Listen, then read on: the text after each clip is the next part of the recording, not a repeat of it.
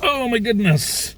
Well, hello everyone, and welcome to another Jim and Rob parking lot reaction. Got our Tims and Tim Hortons. Jim, would you agree Tim Hortons is batting 500 for us now? We have another night of, oh, that's not on. Oh, you can have that. Do you have any drinks? Do you have any, what drinks do you have hot?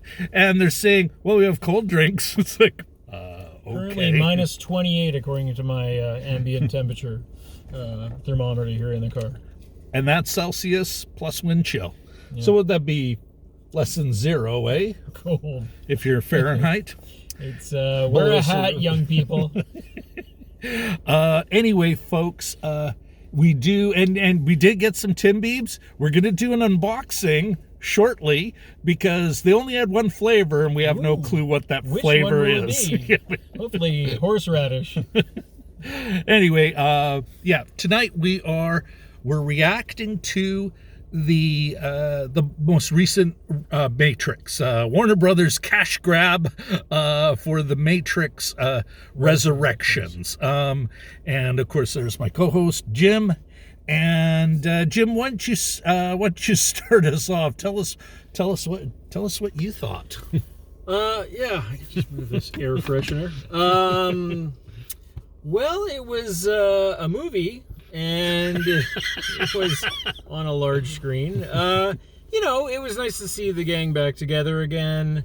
Maybe not punching as quickly or kicking as high. I think even some of the younger people, the fights were, a lot of telegraph shots and that sort of thing. But it was okay. It was good. I think the big question for me is, was it necessary? They do sort of advance a few things. They give another character some more stuff to do, which might have been a contractual thing, I think. But I don't know that there's any new ground, and there was certainly nothing that wowed us like the first one. I mean, it's an enjoyable couple hours. Keanu's being Keanu, and like I said, a lot of the same the usual suspects show up. So a couple new ones too. For myself, actually, you know what? Before I give my take, why don't we do a quick unboxing of the Tim Biebs? That's not just a debating stall technique, is it? I gotta figure out what I... No, I know exactly what I'm going to say. It is the... What are these? They don't tell you what it is.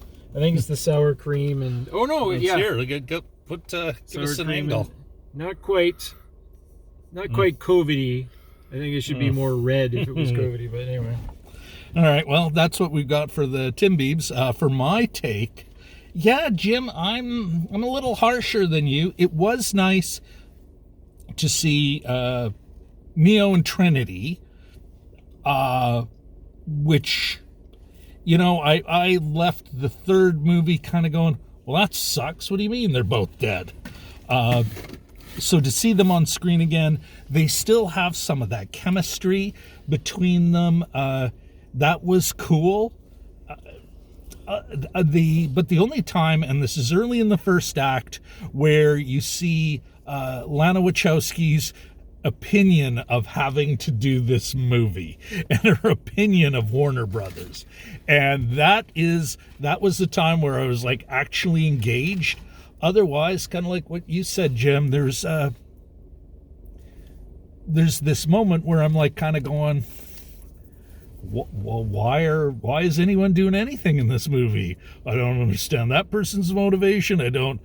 Why? And I think that, and I don't mean in an intellectual way, there is a deeper intellectual discussions of some of the themes they brought up in the first movie, and they do kind of get into this idea of what is choice. But yeah, in the end, I was like, enjoyable enough. I'm not sure and definitely one thing I will say, and I think you and I were talking about it like as we were leaving the theater, for the Matrix kind of reinvented action, reinvigorated action. Yeah. There are sequences in this movie, folks, that are just the worst it reminded me of some of the terrible action in The Old Guard. It does. Not the Old Guard again. But it does, like, you don't know where you are in the scene. You don't know what's going on. It feels small. It like, and this is coming from the same people who made, or at least, it's only Lana Wachowski, not her sister, but that, to kind of see this kind of lackluster action effort, is really kind of disappointing. You buying that, Jim? Yeah. I mean, they did advance the story a little bit. They showed things had, what had changed. Some things had changed after the third one. What Neo did have an impact. And it's sort of, in all the things that you like with a lot of history that you take for granted years afterwards, right? Yeah. And so when they're explaining it to the characters who have been out for all that time, they're like, oh, it's changed, but and that was kind of, for me, it was pretty subtle and a little bit, kind of second layer in terms of the movie. But I thought that was kind of neat to see. Maybe wish to pull that out a little bit more. But I mean, it just, there was an element of, there is it a callback or is it derivative? There was the shots, the bullets from the helicopter, and a lot of the same similar things. Yeah. But not even as crisp as the first movie. That the hotel or the office lobby fight. For instance, from the first movie, you didn't really have that in some of the interior battles before. Yeah. A lot of gunfire, a lot of 2,000 gun shots, 1,000 punches thrown. What does it all mean? Like Again, why are we here? Yeah.